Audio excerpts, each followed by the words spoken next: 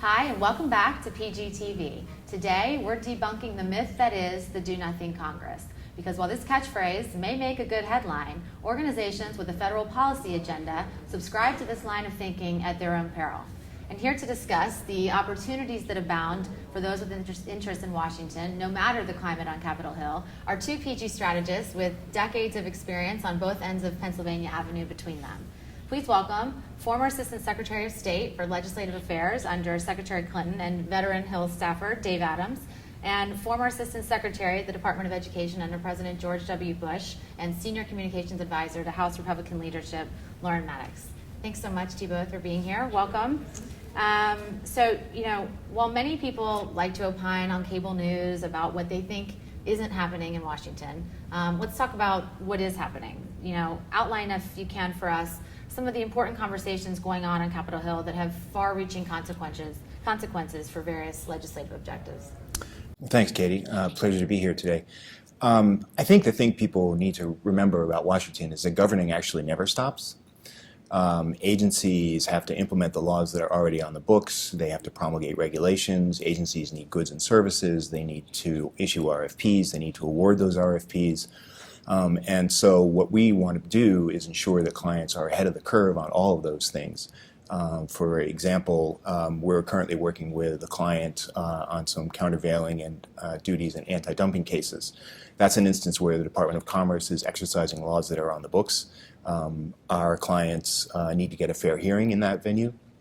And so we need to work hard at both ends of the avenue to ensure that they get that kind of a hearing. So that's an example of for Congress not legislating or not really being involved, but that clients need to be aware and that agencies are continuing to be active. And Lauren, address, if you can, why this is certainly important for organizations to understand in the context of a long-term legislative strategy. Sure.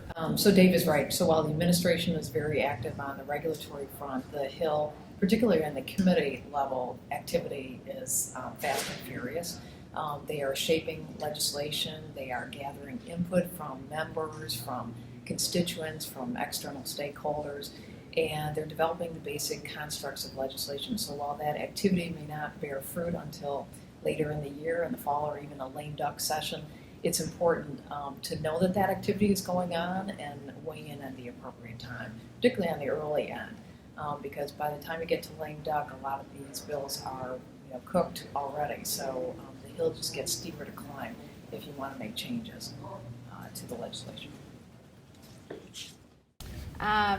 So essentially, whether we're in a government shutdown or an election season, this isn't a time for organizations to rest on the sidelines. In fact, it's actually a time that they should really be playing offense. Yeah, I think that's right. As Lauren was saying, in this environment, lots of things don't happen until the very end, but if you wait until the very end, you're going to be lost.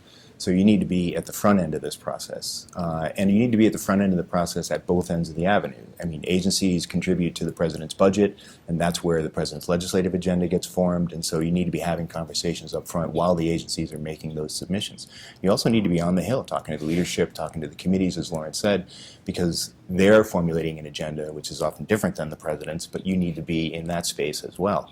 And so when it's slower in Washington is the time for you to build those relationships so that the first time you call someone on the Hill and you need help in an emergency, it's not the first time you've actually spoken to that person.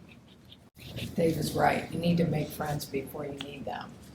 And we often find that to be the case. And so if you start early and you're educating policymakers and staff on your issue, when you really need them or you need something, they're familiar with you, they're familiar with your issue, and they understand what the needs are. And I suspect, too, as there's people like to talk about the revolving door in Washington, there's a revolving door on Capitol Hill, too, and people who maybe start out in one place don't end up there. So I imagine, too, how important those relationships can be depending where people land later. That's exactly right. The joke is Washington is a small town, right? So you always know somebody because you know them from some previous existence. So, you need to be on the front end of those conversations. You need to know people before they actually become the people you need. And so, tactically speaking, what does this look like in terms of smart advocacy and outreach? What sort of activities are you advising clients to undergo during this time? Well, among the things clients should be thinking about is at the executive branch, lots of decisions get made in the interagency process. So you need to think about asymmetrical meetings. You need to think about not just the agencies that are directly involved in the decision making, but agencies that have other equities that have implications for that decision. And you need to reach into those agencies and ensure that they hear your message, and so that you're not just talking to one or two primary agencies, you're talking to the range of people who are involved in the interagency decision-making process. You want to take advantage, I think, of agency presence in the field. Mm-hmm. So where clients have installations or offices, they should get to know the agencies that they work with in Washington. They should get to know them on the local level, and they should be doing the same thing with their members of Congress. Yeah, and Lauren, can you just speak a little bit about different activities that you can do on Capitol Hill? Sure. Clients and outside organizations need to make the case for what they're doing and what the need is that they're up on the Hill asking for. So it's important to make sure that the client or organization has their messages, their spokespeople are prepared. Perhaps they want to bring constituents to Washington, D.C. to meet with their representatives in the House or the Senate. They might be using social media also to put pressure on policymakers. They might be drafting op-eds and placing those in regional papers or national papers. So there's many, many communications tools that are at our disposal and their disposal to educate and inform policymakers about the issue and try to shape the outcome. So sort of maybe taking advantage of a captive audience to help build an echo chamber of support when you need it down the line.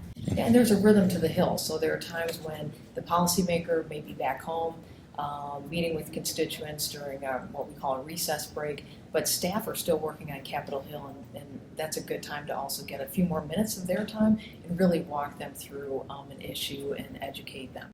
And so, essentially, sounds like it's about knowing the different tools of government and how and when to best leverage them. I think that's right. It's also remembering that the government doesn't stop.